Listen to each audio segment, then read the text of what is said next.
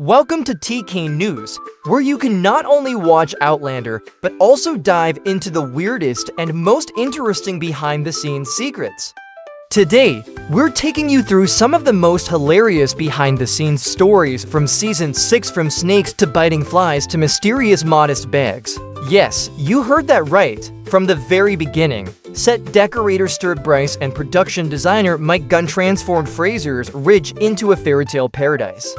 It started out as just a jungle, but thanks to cinematic magic, it now looks like it was plucked from the last page of a Grimm's fairy tale. From the gardens, to the crops, to the way the light changes with the seasons, every detail is meticulously thought out. But you know what's best? They don't want you to see the magic, they want you to feel it. Fraser's Ridge is more than just a home, it's the heart of Claire and Jamie's love story. The costume department alone takes up nearly a third of an acre. Author Diana Gabaldon once shared, "Yes, you heard that, writer room dedicated to embroidery, racks of 18th century dresses, mannequins strewn about like they're hosting a spooky ball, and behind it all is designer Terry Dressbach, a die-hard fan of the original novel 20 years before the film's release.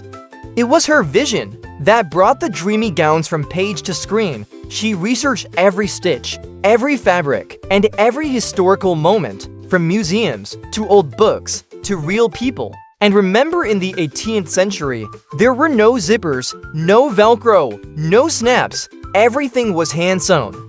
Pockets hadn't even been invented yet. For example, the character Mrs. Fitzgibbons, played by Annette Badlands, had to stuff a cloth bag between her two layers of skirt. That's right, they hid bags in their skirts.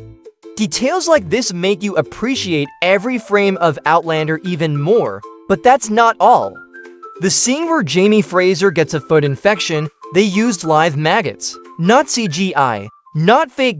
Sam Heughan had fake patches on his feet, but the maggots were 100% real. Catriona Balfe describes the sound of them as Rice Krispies boiling in milk, and when they crawled together, the sound was enough to make you cringe. One of the crew fed the maggots rotten meat.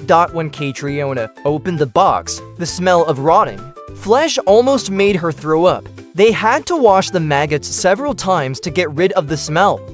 Can you handle it and you think sex scenes are more comfortable? No, Pathy Mlem scenes on screen were actually a battle with a prop called the Modesty Pouch. This is a flesh-colored cloth bag, keeping privacy in the truest sense. Only Sam Heughan once accidentally threw it into a urinal, and when he asked someone to replace it, the whole crew heard it because they announced over the intercom, "Need a new modesty pouch for Sam, urgently." Imagine being Sam in that moment. Moving on to fashion, kilts and tartans also have a remarkable history. They weren't just used for clothing, they were also used as sleeping bags, raincoats, scarves, and even storage bags. The traditional tartan was 12 yards long, 6 times longer than today's straight leg pants. Terry the designer also shared that male actors had their own creative ways of wrapping tartan, from straight to curving at the waist. Scottish fashion is never boring, but it's not easy, especially when shooting outdoors. Why? One word: midgies. Little creatures that fly into hair, crawl into clothes, and bite. The actors have to scratch, shake, and act at the same time.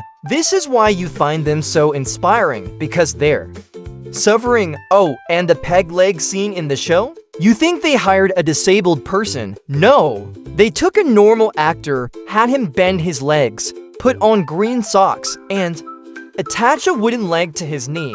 Tada, remember the mad buffalo scene in Season 5?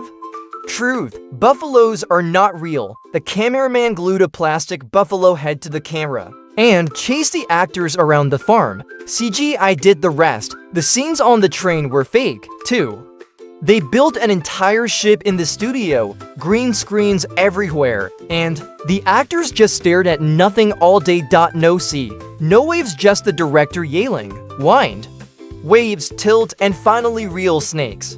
Catriona once woke up with a real python crawling on her body. At first, she was calm, but when it got under her skirt, the movie was over and she called for help. If you find these stories interesting and want to know more about the behind the scenes of Outlander, don't forget to Like this video, comment your thoughts. Would you dare hug a snake like Catriona? And subscribe to the TK News channel so you don't miss out on the next exciting videos. Thank you for watching and see you in the next video. This is TK News, where the drama never stops. You can practically feel the joy radiating between these two in those final takes with Sam and Catriona. It's pure magic. That's what we call lightning in a bottle, the kind of chemistry that makes Outlander unforgettable. A fictional story, yes, but with a heart that feels all too real. It's the kind of filming you'll want to watch again and again and probably again. Ladies and gentlemen, this is Sam and Kate, with Kate giggling non-stop like it's her full-time job. So sit back, relax, and enjoy this little gem we cooked up for you during Outlander.